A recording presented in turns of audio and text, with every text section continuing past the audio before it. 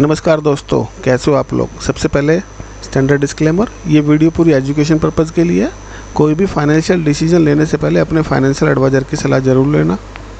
बात करेंगे आज निफ्टी बैंक निफ्टी की स्मार्ट मनी कॉन्सेप्ट के हिसाब से और WD गेन थ्योरी के हिसाब से। तो चलते हैं डेली चार्ट पे। निफ्टी की क्लोजिंग टाइम जोन के ऊपर है, तो ये बुलिश ही रहने वाला है, ठीक है ना। कहाँ तक के लिए भी देख सकते हैं हम इसको हम देखेंगे 750 से और 940 तक। 940 पे हमारा ये एक गैन लेवल आ रहा है, ठीक।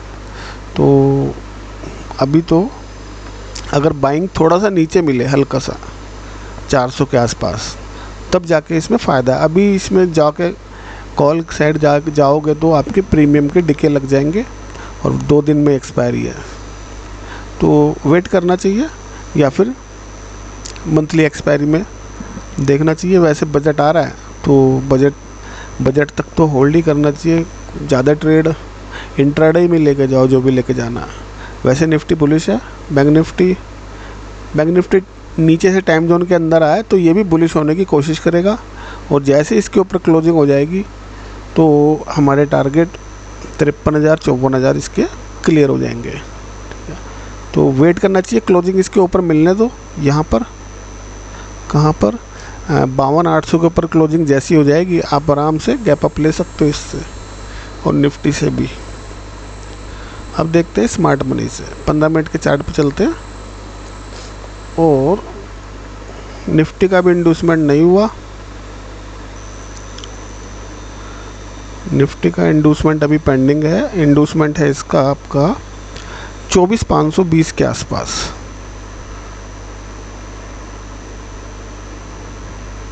$522.75, हाँ 20 के आसपास है। तो ये इंड्यूसमेंट यहाँ पे लेगा 24,522.75, तो फिर ये नीचे आ सकता है। अदरवाइज अभी ये नीचे से इंड्यूसमेंट शिफ्ट ही कर रहा है, ठीक है। यहाँ से शिफ्टिंग चल रही है इसकी इंड्यूसमेंट की। यहाँ से आया, फिर यहाँ पे आया, फिर यहाँ पे आया, और आज ये यहाँ पे आ गया, ठीक है। तो जब तक इंड्यूसमेंट नहीं हो रहा, हम इसमें कोई बाय सेल स्मार्ट मनी के हिसाब से नहीं कर सकते। जैसे इंड्यूसमेंट होगा तो यहाँ पे हमें पता चल जाएगा कि अगर इंड्यूसमेंट को स्वीप करके ऊपर क्लोज मिल रहा है तो आप बुलिश जा सकते हो, और नीचे क्लोजिंग मिल रहा है तो ऊपर से सेल कर सकते हो, ठीक है ना। ऊपर से सेल कहाँ से करोगे? एक तो लेवल 582, दूसरा लेवल 610। नीचे अगर क्लोजिंग मिलती है तो ऊपर जाएगा, ऊपर जाने के बाद सेल करोगे यहाँ तक के लिए 380 तक के लिए कर सकते हो, ठीक है। मैं बना देता हूँ, रुक जाओ। अगर यहाँ क्लोजिंग हो गई, ठीक है ना, तो यहीं से सेल होगा इस पॉइंट तक के लिए, ठीक है, ये ठीक है। और क्लोजिंग यहाँ पे नहीं हुई और किसी रीजन से ये आके स्वीप करके और यहाँ पे क्लोज कर रहा है, ठीक है ना, तो फिर आप इसमें बाइंग में जाना, सीधा प्रीवियस ATH को भी क्रॉस कर देगा ये, फिर 700 के लिए चले जाना इसके लिए, ठीक है। समझ गए? बुलिश है, इंड्यूसमेंट अभी पेंडिंग है, ठीक है। बैंक निफ्टी बेरिश है।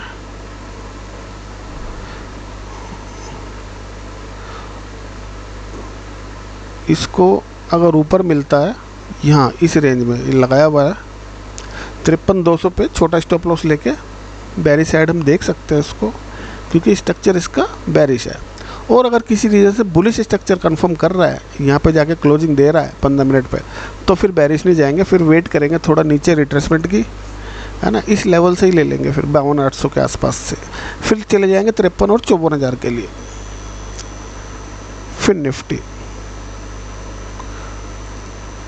निफ्टी फिन सर्विसेज में ये यहाँ पे इंड्यूसमेंट हुआ तो ये बुलिश है, ठीक है ना। चौक करा है फर्स्ट टाइम, इंड्यूसमेंट हो चुका है, एक्सट्रीम पे आया था, एक्सट्रीम से डिमांड उठा के अब ये ऊपर जाना चाहिए धीरे धीरे, ठीक है ना। ये देखो ऊपर ही जा रहा है, तो जितना नीचे मिले इस ट्रेंड लाइन के हिसाब से इसके आसपास है बाय करना। स्टॉप लॉस छोटा सा होगा इसमें, ठीक है ना। बाकी मैं एक टूल बना रहा हूँ इंडिकेटर, ये अभी कंप्लीट नहीं हुआ, ठीक है। तो ये अच्छा मूवमेंट मिलता है 5 मिनट पे भी, 15 मिनट पे भी। सेंसेक्स को देखते हैं। सेंसेक्स में बॉस हुआ, इंडूसमेंट अब इसका देखते हैं शिफ्ट हो गया है कहाँ पर। ये कैंडल बन गई तो इंडूसमेंट इसका यहीं पे रहेगा अभी तो, क्योंकि इस हाई के अंदर ही सारे इंटरनल मूव हो रहे हैं। तो जब तक इस हाई को क्रॉस नहीं कर रहा, इस हाई को जैसे ही क्रॉस करेगा तो इंडूसमेंट हमारा शिफ्ट हो जाएगा यहाँ पर, ठीक है। और जब तक ये हाई क्रॉस नहीं हो रहा तो इंडूसमेंट इसका यही रहेगा। तो इंडूसमेंट लेगा तब नीचे से यहीं से ही इसको हम बाय करने की कोशिश करेंगे 700 के आसपास। मिड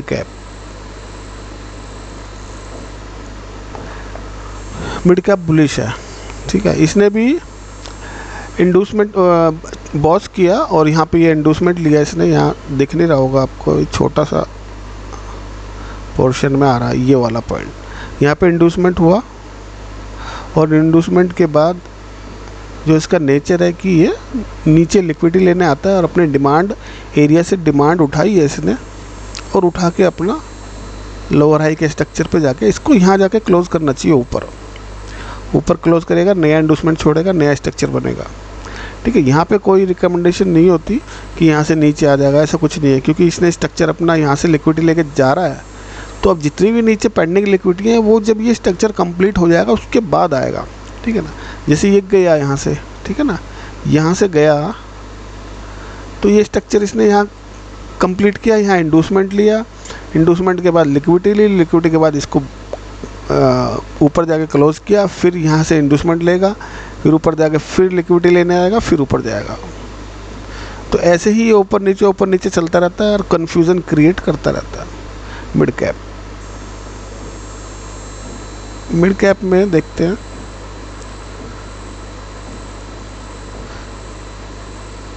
चार्ट पूरा नहीं आ पा रहा, क्या चक्कर है? एक सेकंड, इससे कुछ फ़र्क नहीं पड़ रहा। ओके, ये कुछ पुट है क्या? ओहो, ये पुट लगी हुई है, रुक जाओ। मिड कैप हो गया। रिलायंस बुलिश है, ठीक है, और ये ऊपर जाके क्लोज करेगा। ये मुझे नहीं लगता कि अभी ये नीचे से लिक्विडिटी लेने आएगा। उसका रीज़न हमें ढूंढना पड़ेगा, क्यों नहीं आया ये। एक सेकंड, लास्ट सेलिंग मूव कहाँ से आ रही है इसकी?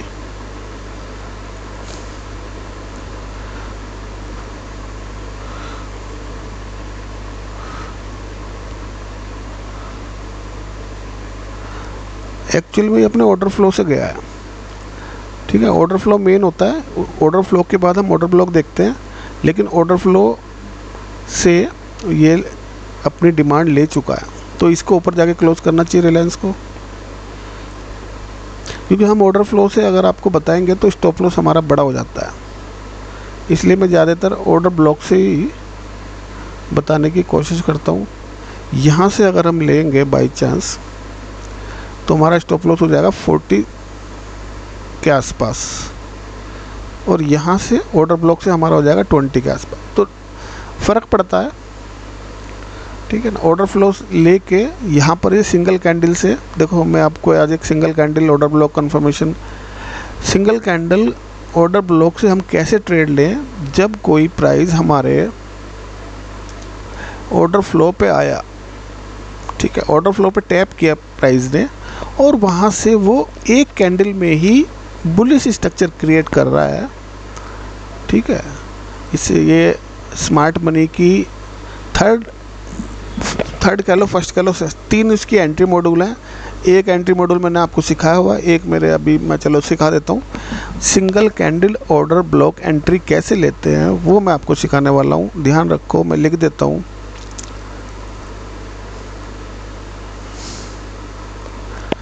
इसको हम बोलते हैं SCOB।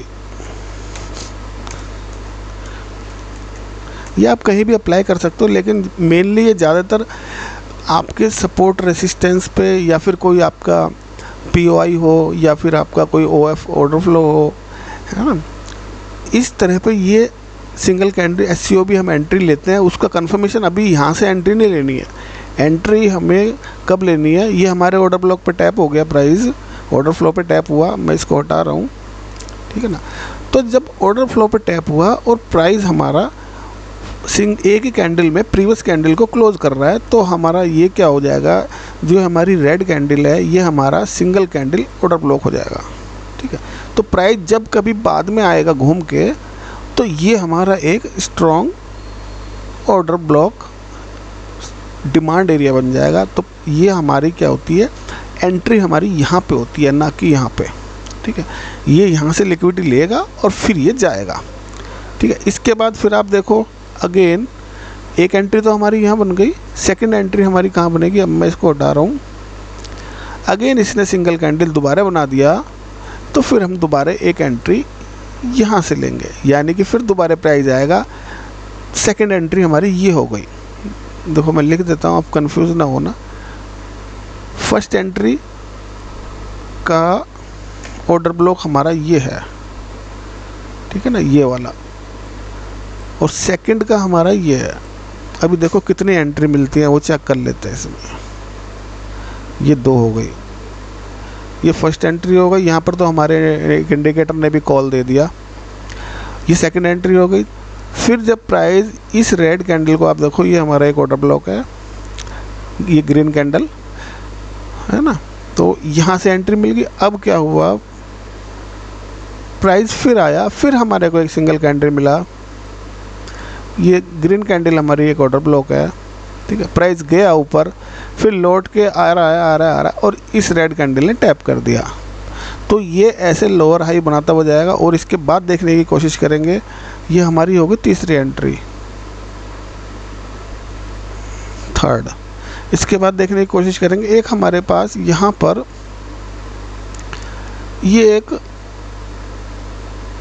ये मैंने आपको एक वीडियो में सिखाया हुआ है, ड्रॉप बेस रैली, ठीक है ना। ये हमारी एक ड्रॉप कैंडल है, 4 बेस कैंडल हैं, ये मैक्सिमम 6 तक हो सकती हैं, 7 होंगी तो ये वैलिड नहीं होगा, और मिनिमम 1 हो तो बहुत स्ट्रॉन्ग होता है। जैसे ये बना drop base rally, drop base rally, है ना। तो यहाँ पर 2 कॉन्सेप्ट काम कर रहे हैं, एक तो सप्लाई डिमांड का और एक स्मार्ट मनी का सिंगल कैंडल ऑर्डर ब्लॉक। अब ये सिंगल तो नहीं है, ये 4 कैंडल हैं, ठीक है ना। इसमें सिंगल ये वाली हो रही है, लेकिन इसके पहले 3 बेस कैंडल बन चुकी हैं। तो ये जो 4 टोटल बेस कैंडल हैं, ठीक है ना, ये हम इसको जो रेड कैंडल आई है इसको हम लेग इन कैंडल बोलते हैं। फिर 4 बेस कैंडल बनी और 1 कैंडल लेग आउट बनी, ठीक है। तो जो ये हमारा ये बेस कैंडल आप सीखो, जो 4 बेस कैंडल हैं, आप इसके हाई से, बेस कैंडल के हाई से, और मैक्सिमम जो भी कैंडल का लो, चाहे लेग इन का लो हो, चाहे लेग आउट का लो हो, चाहे बेस कैंडल का लो, वो लो पॉइंट तक आप एक एरिया मार्क कर लो, वो हमारा होता है डिमांड एरिया। ऐसे ही रिवर्स कर दोगे तो सप्लाई एरिया, ठीक है। तो जब कभी भी प्राइस लौट के यहाँ पे आएगा, तो ये जो हमारा एरिया है ना, स्ट्रॉन्ग डिमांड एरिया बन जाएगा। क्योंकि एक तो इसमें इसका जो पावर है, पावर कैसे काउंट करेंगे, 6 कैंडल से कम है तो ये थोड़ा स्ट्रेंथ इसका है। सेकंड, जो इसकी लेग इन है और जो लेग आउट है, वो जो लेग आउट कैंडल है वो बहुत ही फोर्स से गई है, बहुत फोर्स से गई है। और तो यानी कि यहाँ पर बहुत अच्छे, ये जो हमारा बहुत अच्छा डिमांड एरिया बन गया। तो जब कभी प्राइस आएगा तो इसको तोड़ना मुश्किल हो जाएगा। प्राइस आया, इसको टैप किया इस रेड कैंडल ने,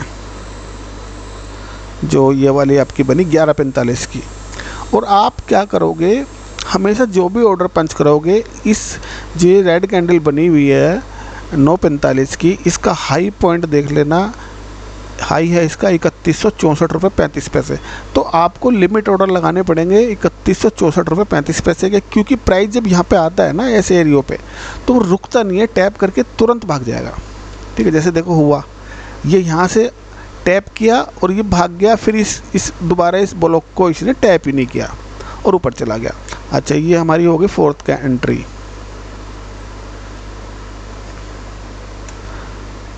आप एक स्टॉक को ही अगर उसी पे सारी चीज़ें अप्लाई कर लोगे तो उसका आपको नेचर भी पता चल जाएगा और आप उससे करते भी रहोगे। अच्छा, इसके बाद क्या हुआ, फिर हम देखने की कोशिश करेंगे कि इसके बाद कोई एरिया ऐसा बन रहा है क्या जिससे हम एंट्री ले सकते हैं। अब देखो यहाँ पर एक रेड कैंडल ड्रॉप हो गई, ये बेस कैंडल होगा और ये होगी हमारी रैली, ड्रॉप बेस रैली बन रही है ज़्यादातर। तो आप क्या करो, ये जो लेगिन कैंडल है इसके बाद जो बेस कैंडल है, बेस कैंडल का हाई और लेगिन का लो शायद इसमें मिनिमम है, तो लेगिन का लगा लेना या बेस का लगा लेना, इस एरिया को मार्क करके रख लो।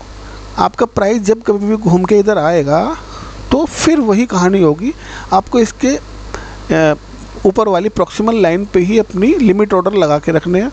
सब ऐसा ही लगा के रखते हैं, जब भी ये भाग जाता है, टैप करता है, डिमांड उठाता है और भाग जाता है।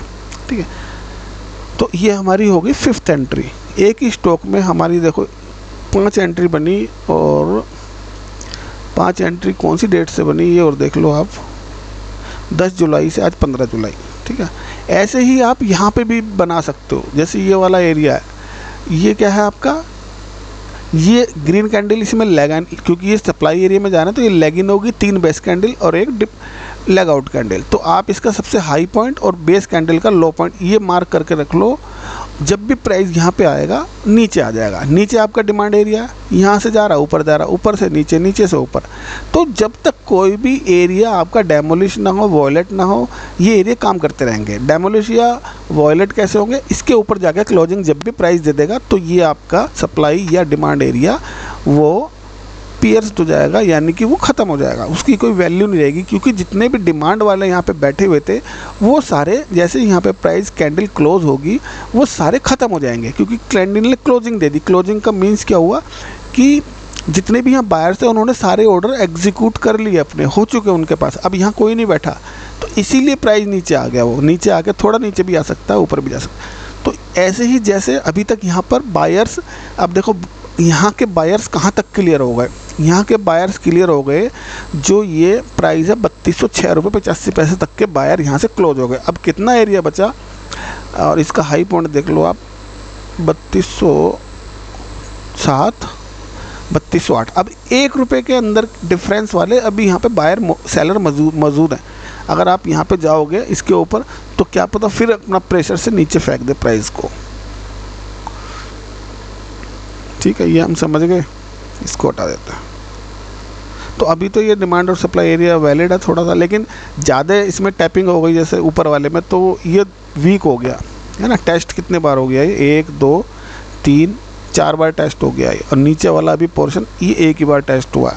तो यानी कि रिलायंस का जो ऊपर जाने के चांसेस हैं वो ज़्यादा हैं। नीचे डिमांड पे बायर्स बैठे हुए हैं, लेकिन सेलर कमज़ोर पड़ रहा है इसकी।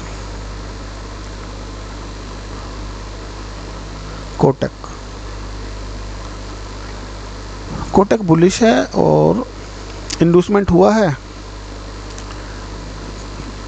एक्सट्रीम पे नहीं आ पाया। ठीक है ना, किसी रीजन से एक्सट्रीम पे आता तो यहाँ ज़रूर बाय कर सकते हैं इसको। भारतीय एयरटेल साइडवेज चल रहा है, अभी इंडूसमेंट हुआ है, बेरिश है, ऊपर मिलेगा सेल करेंगे। सन फार्मा,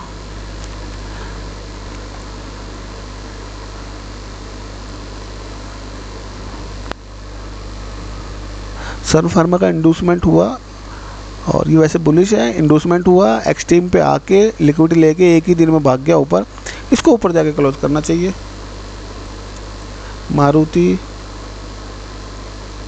मारुति बुलिश है, इंडूसमेंट हो चुका है। ठीक है ना, ये इसका ऑर्डर ब्लॉक 250 के आसपास मिलेगा तो ज़रूर बाय कर सकते हैं। एशियन पेंट बुलिश है, इंडूसमेंट हो चुका है। यार कुछ समझ नहीं आ रहा, एक सेकंड इसको ऐसे कर लो, हाँ अब ठीक है। नहीं बुलिश नहीं है, आज इसने चोक कर दिया, एशियन पेंट ने चोक किया है। वेट करेंगे इंडूसमेंट का, इंडूसमेंट इसका यहाँ पर आ रहा है।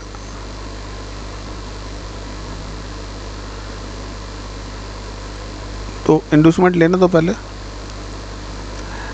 बर्जर, ये तो अच्छा, हाँ बर्जर पेंट वैसे सप्लाई डिमांड के हिसाब से लगाया हुआ था, इसको नीचे जाना चाहिए क्योंकि इसकी प्रीवियस हाई के ऊपर ये क्लोज नहीं दे पा रहा।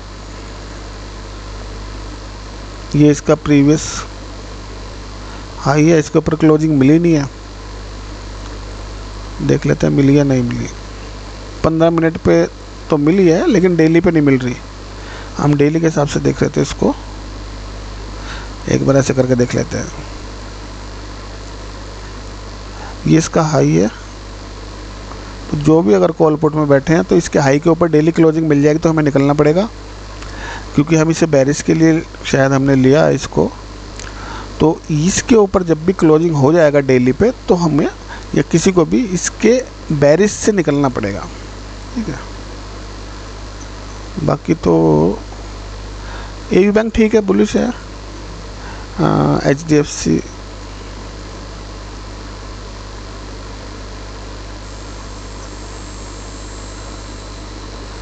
HDFC को देखते हैं, ये बेरिश है वैसे तो, अभी फ़िलहाल के स्ट्रक्चर के हिसाब से बेरिश है।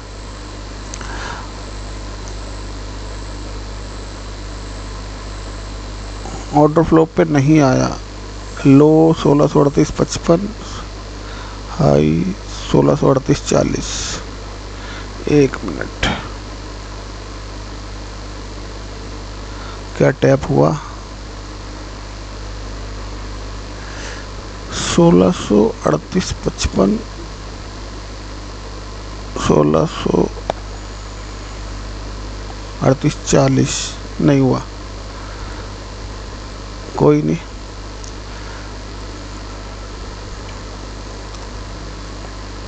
$1642 के आसपास इसे सेल करना ठीक रहेगा अगर मिलता है तो, क्योंकि यहाँ पे स्टॉप लॉस छोटा होगा हमारा, 5 रुपये का होगा। हालांकि अगर बुलिश हुआ तो इसके ऊपर जाके क्लोजिंग दे देगा, और नहीं तो फिर ये नीचे जाने के चांसेस इसके ज़्यादा हैं। लेकिन अगर इसका डेली चार्ट देखें तो ये सस्टेन कर रहा है नीचे लो पे।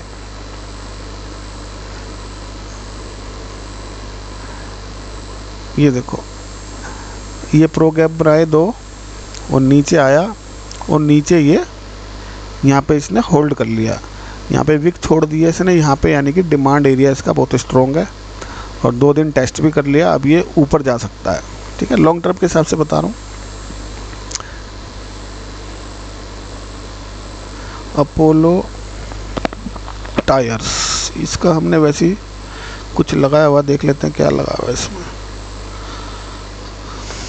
बुलिश है, इसको ऊपर जाके क्लोज करना चाहिए, डिमांड ले चुका है, ठीक है ना, मार चुका। अच्छा, अभी 1-2 स्टॉक और हमें देखने हैं इसको। एक तो BHEL और सेकंड IGL, थर्ड दीपक नाइट्रेट।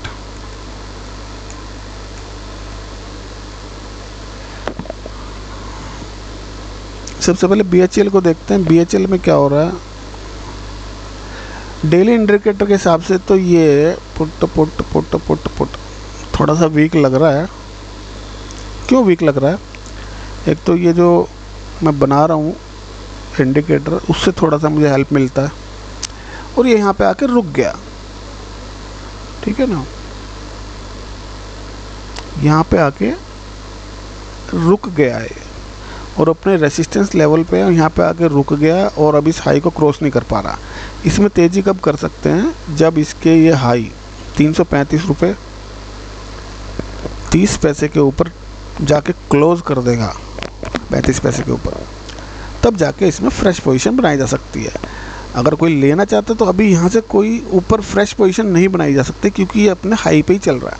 फ्रेश पोजीशन कब बनानी चाहिए? जब ये अपने सपोर्ट के आसपास हो, जैसे यहाँ मिलता है, यहाँ मिलता है, यहाँ मिलता है, तो ये हमें इंडिकेट कर देती है सपोर्ट रेजिस्टेंस, उससे हमें आइडिया रहता है। और इसको देखो, आप देखोगे तो आपको पता चलेगा कि ये अच्छा खासा बुलिश है। फ़िलहाल लॉन्ग टर्म के लिए बुलिश है, लेकिन शॉर्ट टर्म के लिए बेरिश है। 20-25 पॉइंट, इससे 20 पॉइंट लिए जा सकते हैं।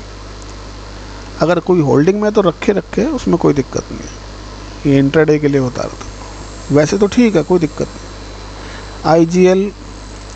IGL ठीक है, और ये भी बुलिश ही लग रहा है, बुलिश है। ये तो कैसे लहरा के चल रहा है, ऊपर ही जाएगा। एक इसका ये सप्लाई एरिया बना हुआ है 550 के आसपास, और इसको क्रॉस कर दे 560 के ऊपर ट्रेड कर ले, हाँ 70 पकड़ लो तो अच्छा खासा ऊपर चला जाएगा। वीकली में चलते हैं इसको,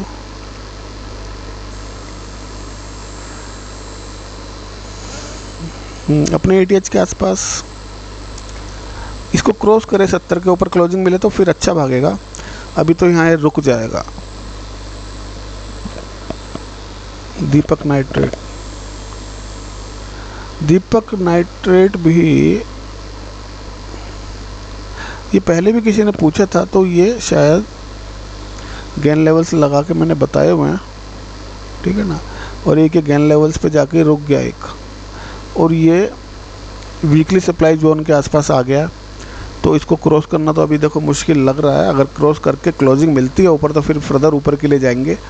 अभी तो ये ऐसा लगता है कि यहाँ पर से रेसिस्टेंस ले सकता है ये, है ना। और आपको अगर इसको बाय करना है तो आप इसको इसके डिमांड एरिया पे बाय करना, 2530-30-40 के आसपास। यहाँ इसका डेली का इंडोसमेंट भी हो जाएगा और यहाँ पे ये बाय कर लेना। और अच्छा और बाय करना है, यहाँ पे बाय कर लिया और बाय करना, तो फिर इसका ये लेवल ये वाला है, ये ड्रॉप, ये बेस और ये रैली, ये आप खुद भी लगा सकते हो। ये एरिया पूरा बहुत बढ़िया वाला डिमांड एरिया 2200 के आसपास, ठीक है। तो ये हो गए स्टॉक्स दीपक नाइट्रेट। ठीक है, मिलते हैं नेक्स्ट वीडियो में। थैंक यू दोस्तों।